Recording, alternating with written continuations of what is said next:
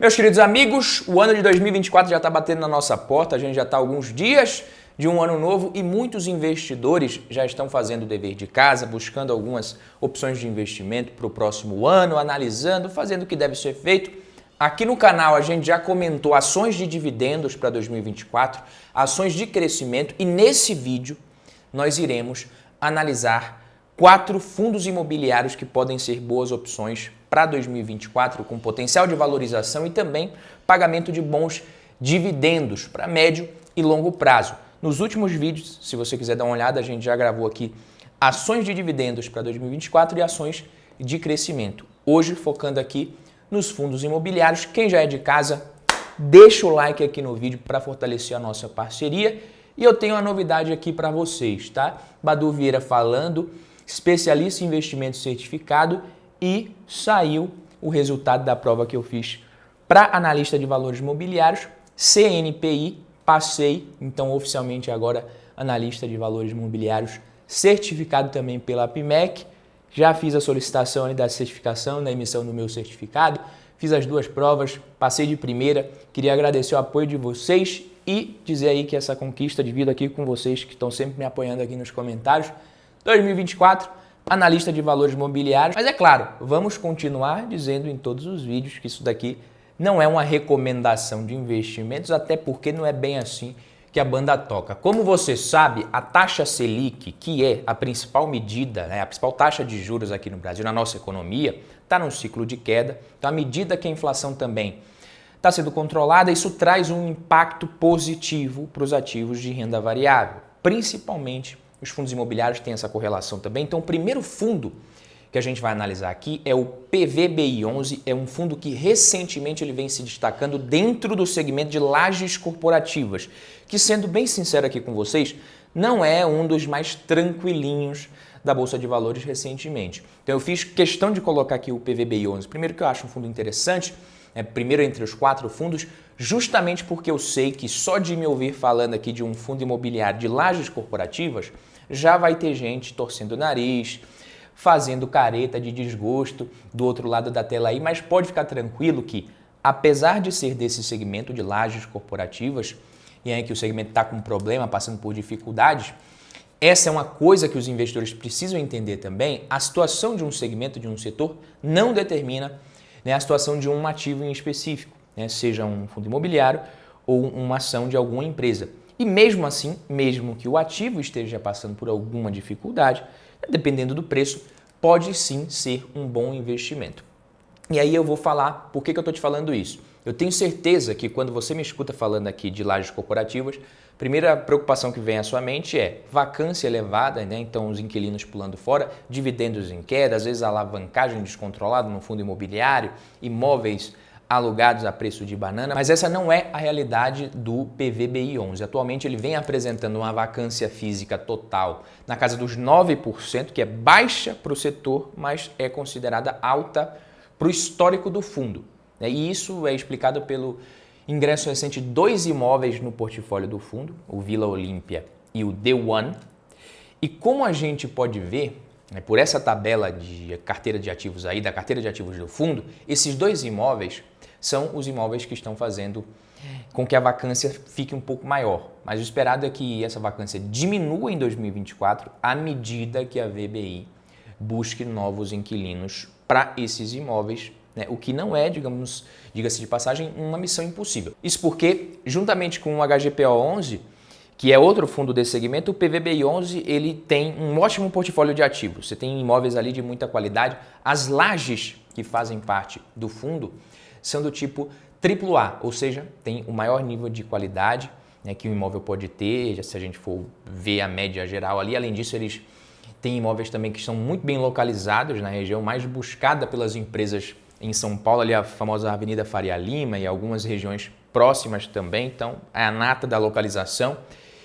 E isso porque enquanto o setor de lajes sofre como um todo, o PVBI11 desde 2022 ele está apresentando um retorno maior do que o IFIX e nos últimos meses vem aumentando as distribuições de rendimentos, os dividendos aumentando de forma significativa, saiu ali de 57 centavos por cota em 2022 para 70 centavos por cota agora na última distribuição, PVP na casa de 1, um dividend yield esperado ali entre 8% e 8,5% para 2024, podendo até ultrapassar isso daí. Lembrando que é um fundo de tijolo e que a gente pode ter também valorização da cota por conta dessa queda da Selic. E agora, vamos aqui para uma opção para quem quer apimentar a carteira de fundos imobiliários, um pouquinho mais de risco, indo para o segundo FII da nossa lista, que é o Tigar 11, um fundo imobiliário de desenvolvimento, um setor que a gente não está acostumado a falar muito aqui no canal, mas que nem por conta disso deixa de ser importante. E no caso específico do Tigar 11, a gente está falando de um fundo imobiliário que se define como tendo como sua principal estratégia de alocação de capital o investimento em participações de desenvolvimento residencial, seja por loteamentos abertos, condomínios fechados e até mesmo do tipo multipropriedade.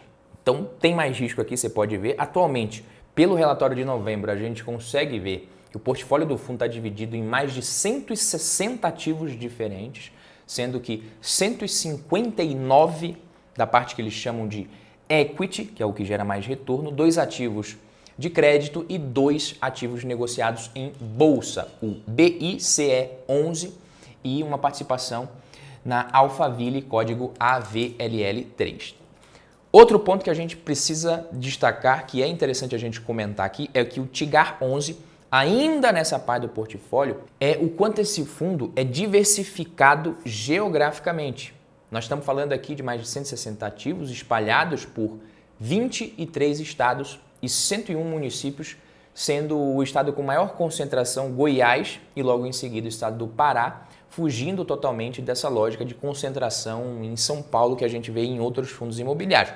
Mas muito cuidado, tá? Diversificação geográfica é legal, mas a concentração na região sudeste, isso realmente traz mais segurança para os outros fundos. Então não quer dizer que porque um fundo ele é diversificado geograficamente, está no Brasil inteiro, que esse fundo ele é mais seguro do que um fundo que tem vários imóveis, diversos imóveis, na cidade de São Paulo, por exemplo. Um fundo que tem imóveis de altíssima qualidade, todos concentrados na região sudeste, principalmente em São Paulo, ele é mais seguro. É porque é ali que está a nata imobiliária do Brasil. Não tem jeito. Só que se você abre mão dessa localização mais premium no sudeste para investir no mercado imobiliário no Brasil inteiro, você vai exigir mais retorno. Não tem segredo, a conta tem que fechar. Então, não tem como a gente falar do Tigar 11 também sem falar do processo de emissão que o fundo passou recentemente, foi a 12ª emissão da história e que inclusive foi aberta para qualquer investidor, fosse cotista ou não. O problema qual que foi? A taxa ela veio com um custo médio além do que a gente pode considerar razoável, né? O equivalente a um percentual fixo de 3,5%, o que resultou numa taxa efetiva de mais de R$ 4,00, levando ali o preço da cota na emissão para a casa dos 118,66. Então, ao todo, o Tigar 11 buscou captar 500 milhões de reais com o objetivo de investir 77% desse montante em 20 projetos de equity e 23% também ali entre 6 projetos de CRIs, com uma taxa de juros média muito boa de PCA mais 12,7% ao ano, porém, ele conseguiu captar muito mais. O total ultrapassou 616 milhões, um acréscimo de 23% na quantidade de cotas. Então teve bastante interesse, uma coisa que pode continuar acontecendo em 2024, inclusive quando a gente fala de fundos imobiliários, é o maior número de novas emissões, mais IPOs também das empresas na Bolsa de Valores, é coisa que o investidor precisa ficar ligado, porque nem sempre, né, isso é um bom investimento, é positivo para o cotista. Mas enfim, é só ficar ligado para ver se a gestão do fundo não está fazendo nenhuma besteira. O grande ponto de atenção em relação ao Tigar 11 é que, apesar de, até agora, a gestora vir fazendo um bom trabalho, não dá para esquecer que o fundo é administrado pela Vortex, que está envolvido ali no meio daqueles pepinos do HCTR11, DEVA11 e Companhia Limitada.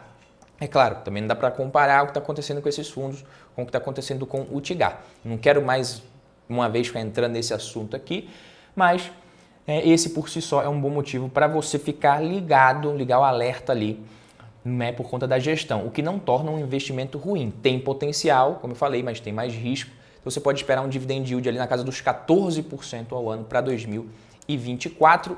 E aproveitando que eu estou falando de dividend yield, o que acontece? O que costuma acontecer quando a gente tem esses momentos ali de queda de Selic? Isso atrai o interesse dos investidores mais para os fundos imobiliários, para os ativos de risco. A galera vai comprando os ativos mais feijão com arroz, é o que todo mundo fala que tem mais segurança e tal. E sempre que chega aquele investidor pessoa física, meio sem conhecimento, mas de olho no dividend yield, sempre tem a procura pelos ativos que estão com um dividend yield mais elevado.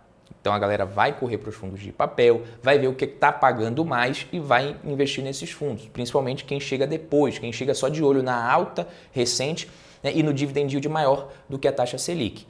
Esses fundos, como é o caso do Tigar 11, que tem um dividend yield mais elevado por conta do risco, você pode investir neles desde que você não pague muito caro.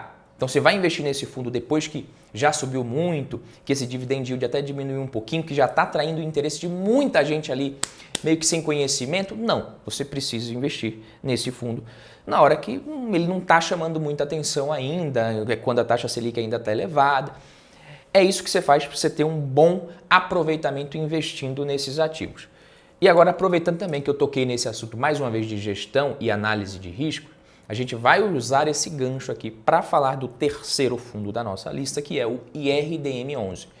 No último relatório a gente consegue ver que o IRDM11, ele apesar de ser um fundo majoritariamente de CRIs, tanto é que você vê aí mais de 70% do patrimônio dele em CRIs, ele também tem uma alocação em caixa e em outros fundos imobiliários. Então muita gente, fazendo a piadinha, questionando que parece mais um fundo de fundos do que um fundo de papel. Só que o que realmente importa para a gente aqui quando a gente fala de IRDM11, mais de 19% do patrimônio do fundo investido em fundos imobiliários e grande parte em fundos problemáticos como DEVA11, HCTR11, TORD11, VSHL11 e Companhia Limitada. Então pensa comigo, se mesmo depois de cair mais de 50% no ano, o DEVA11 ele continua representando uma parcela relevante, cerca de 2% do patrimônio do IRDM11, é porque essa participação não é algo que a gente deva desconsiderar nessa análise. O IRDM11 ele caiu mais ou menos 17% esse ano. Está subindo um pouco nos últimos dias, mas a queda ainda é feia.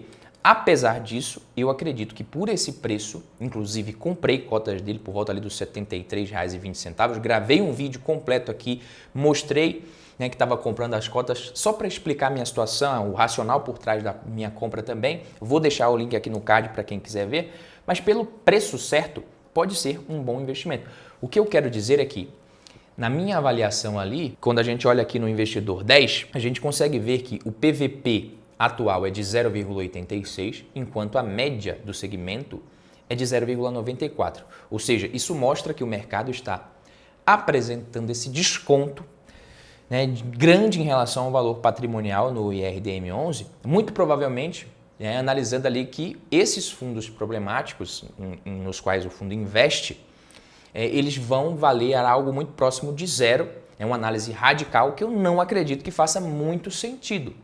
Tá, mas eu também não estou dizendo que esses fundos vão voltar ao preço que eles negociavam anos atrás, nem perto disso. Muita calma nessa hora. O que eu estou dizendo é que, pelo restante do portfólio do IRDM11, que é de qualidade, nesse momento, por esse preço, há a possibilidade de retorno diante desses riscos que a gente tem nesses ativos mais problemáticos. Então pensa assim, se você tem um saco aqui de 100 laranjas e eu te vendo esse saco por R$100 e você acha que o preço é justo, e eu te mostro, olha, tem esses sacos aqui também, que tem 100 laranjas, só que eu estou vendendo ele mais barato, eu te vendo aqui por R$80, só que esses sacos estão vindo aí com uma média que o pessoal está me relatando, de 10 a 15 laranjas podres.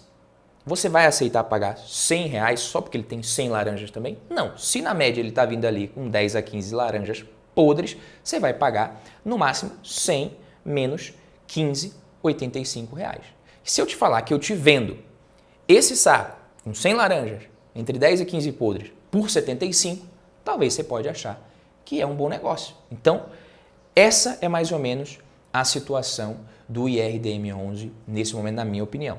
Você tem dentro do portfólio alguns ativos podres, entre aspas, mas quando você faz a conta, ele está mais barato do que deveria. Isso significa que Aportando no IRDM11 hoje, o investidor vai estar comprando por um preço que pode apresentar um bom retorno no médio e longo prazo, pode representar um bom investimento. Quando o mercado começar a reconhecer que realmente não tinha tanta coisa podre assim dentro do fundo, o fundo for conseguindo fazer aquela realocação, pode ser que esse fundo se valorize. Tem que ter paciência, se você quiser, eu fiz um vídeo completo sobre ele, vou deixar o link aqui como eu falei, mas é essa a situação do fundo na minha opinião. O quarto fundo imobiliário que a gente vai ver nesse vídeo é o ALZR11, um fundo do tipo híbrido e que por isso conta com imóveis dos mais diversos segmentos que você possa imaginar.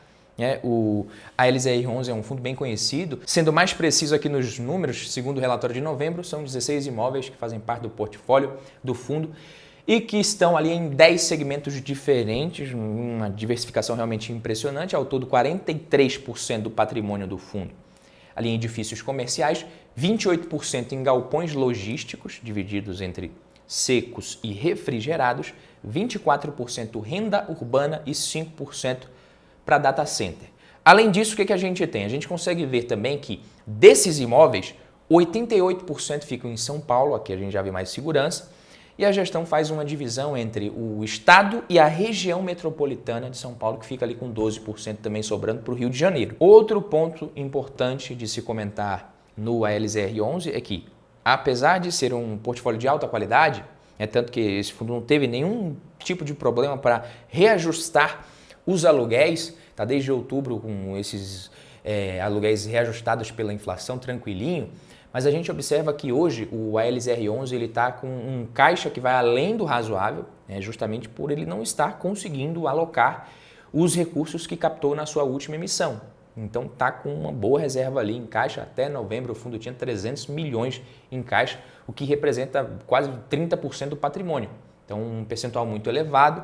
Só que a boa notícia é que ele já está em processo final de compra de 2 imóveis, um na Raposo Tavares, da Decathlon, Cobasi, e outro em Joinville, também da Decathlon. E falando da Decathlon, é importante também a gente comentar que hoje o ALZR11 tem 3 grandes dívidas. A primeira é a da Decathlon Morumbi, a qual o fundo pagou 44 milhões em 2020, uma parcela em 2021, outra parcela em 2022 e vai ter mais uma última parcela para o final de 2024 no valor de 24 milhões de reais. A segunda, CRIs dos imóveis da DASA e da Coca-Cola FEMSA, com pagamento de 3,7 milhões em 2023, 6 milhões em 2024, 6,1 milhões, 6,4 milhões em 2025, mas tudo isso com uma taxa de IPCA mais 5, IPCA mais 5,5, IPCA mais 5,2, uma taxa boa. E a terceira coisa aqui que a gente tem que ver, a terceira dívida, referente aos CRIs da Torre do Pom, também com vencimento 2023, 24 e 25, 6 milhões, 8,7 milhões e 9 milhões e meio, tudo ali com IPCA mais 5,5, a taxa ok. Dividend yield entre 8,5% e 9%, para 2024, com base no preço atual, é um bom dividendo. Agora eu quero saber a opinião de vocês. Qual é o fundo imobiliário que você está comprando agora, pensando em 2024, se fosse para escolher apenas um fundo imobiliário ou uma ação, o ativo que você está comprando com foco em dividendos, qual é o ativo que você está mais de olho nesse momento? Deixa aqui nos comentários. Esse foi o vídeo de hoje, vejo você no próximo vídeo, tamo junto, valeu papai!